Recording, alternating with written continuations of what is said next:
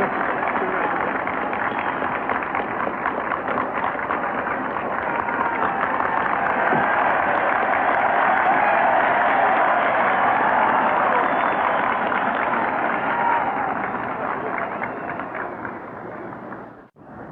President Johnson, Mr. Speaker, Mr. Chief Justice, President Eisenhower, Vice President Nixon, President Truman, Reverend clergy, fellow citizens.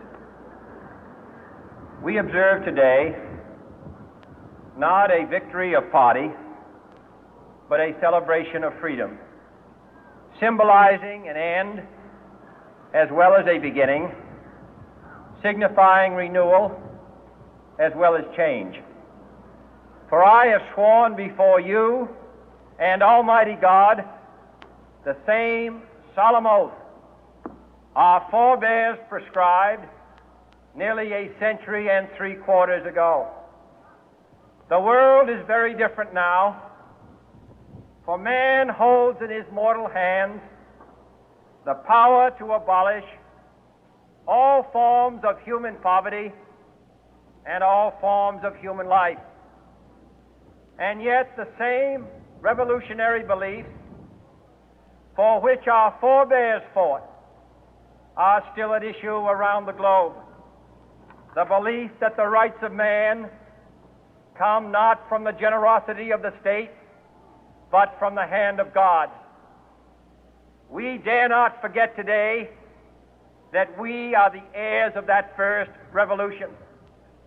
Let the word go forth from this time and place to friend and foe alike that the torch has been passed to a new generation of Americans born in this century, tempered by war, disciplined by a hard and bitter peace, proud of our ancient heritage, and unwilling to witness or permit the slow undoing of those human rights to which this nation has always been committed and to which we are committed today at home and around the world.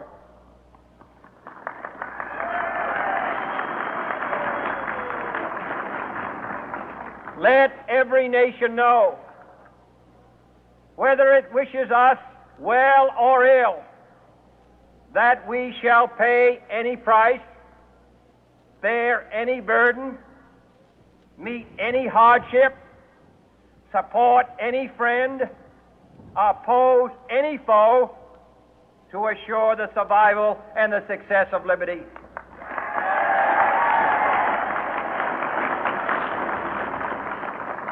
This much we pledge and more. To those old allies whose cultural and spiritual origins we share, we pledge the loyalty of faithful friends. United, there is little we cannot do in a host of cooperative ventures. Divided, there is little we can do, for we dare not meet a powerful challenge at odds and split asunder.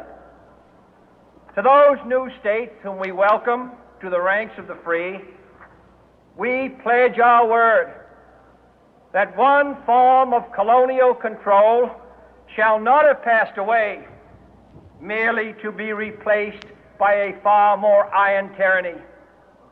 We shall not always expect to find them supporting our view, but we shall always hope to find them strongly supporting their own freedom, and to remember that in the past, those who foolishly sought power by riding the back of the tiger ended up inside.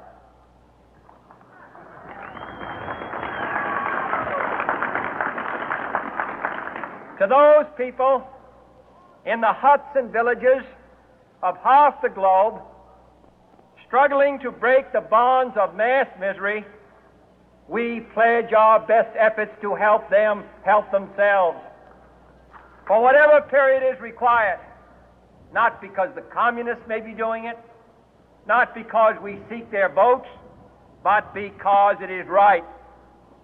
If a free society cannot help the many who are poor, it cannot save the few who are rich.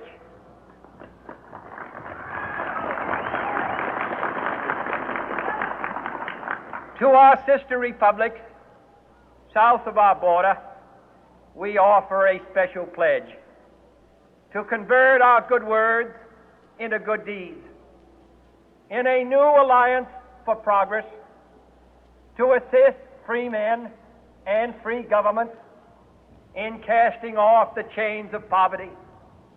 But this peaceful revolution of hope cannot become the prey of hostile powers. Let all our neighbors know that we shall join with them to oppose aggression or subversion anywhere in the Americas. And let every other power know that this hemisphere intends to remain the master of its own house.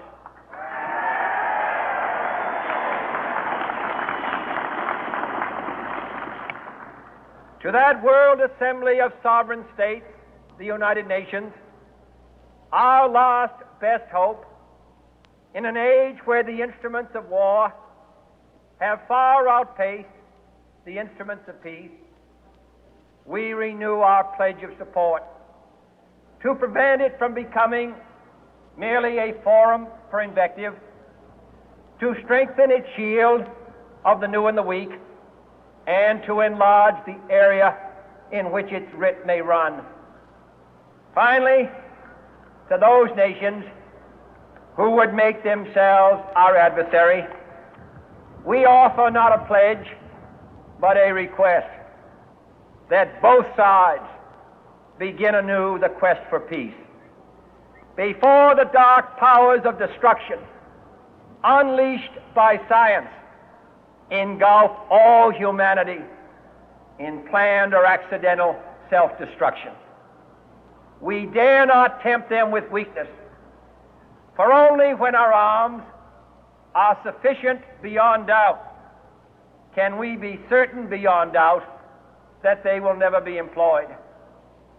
But neither can two great and powerful groups of nations take comfort from our present course, both sides overburdened by the cost of modern weapons, both rightly alarmed by the steady spread of the deadly atom, yet both racing to alter that uncertain balance of terror that stays the hand of mankind's final war. So let us begin anew, remembering on both sides that civility is not a sign of weakness, and sincerity is always subject to proof. Let us never negotiate out of fear, but let us never fear to negotiate.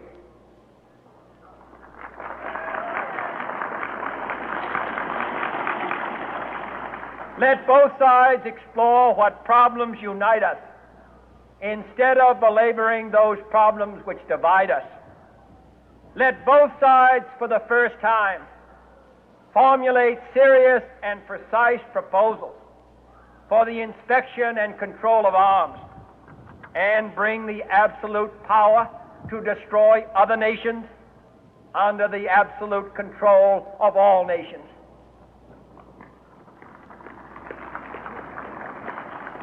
Let both sides seek to invoke the wonders of science instead of its terrors.